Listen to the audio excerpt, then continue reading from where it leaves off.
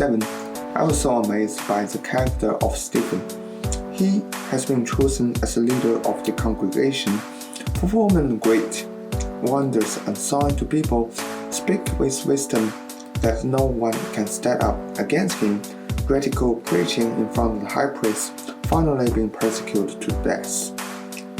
In Acts chapter 6, verse 15, all who were sitting in Sanhedrin looking intensely at Stephen, and they saw that his face was like the face of an angel. I was wondering, how can people's face looks like an angel? So my first intent is like, this guy definitely gonna be really handsome.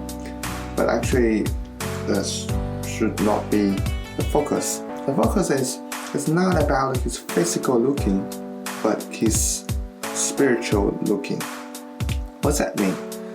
So the Bible talk about Stephen is a man full of the Spirit, the Holy Spirit.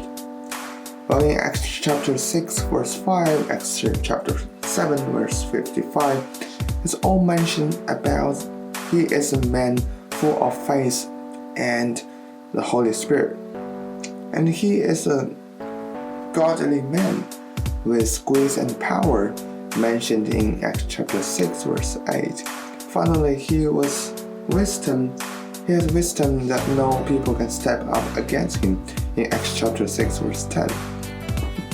But at one point I was really amazed by Stephen is that when I saw him being stoned to death, and he is not ask people for help, but he asked God to receive his spirit.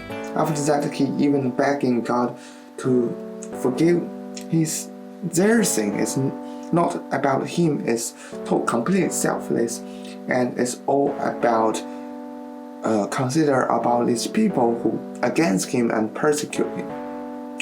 That's totally born on my mind away. So I got these two questions, okay? One is, when you suffer, are you firstly thinking of God? Second, when someone persecute you or cause you struggling, are you asking God for forgive them? And let me think about one example of myself. So when I was going to this church conference in Sydney, actually in the first night I got a really bad fever at night, and I do not have any medication. I was totally freaking out, and every brother was sleeping, and I was the one stepping and kind of like struggling because I was in a fever, and I was so painful and feel so dizzy, and all this kind of mindset just come to my mind, and I was start to complaining about all these things caused me to become to have a fever. I think about maybe it's my roommate passed his coat to me. I think about it is my because I was working so hard for serving the visitors that caused me don't have really have time to get a rest, and caused me to have a cold.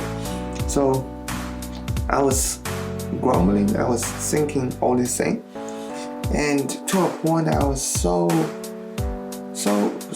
dizzy and so painful, and I had to split out to the bathroom. And I remember one time I was kneel down in front of the bathroom, and I set up this prayer, I still remember. So I pray about, God, only you can take my pain away, and I beg you to save me from this by another morning.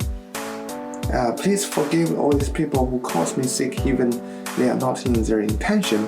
After I prayed, I went to bed, and miraculously the pain, the fever was gone in the end.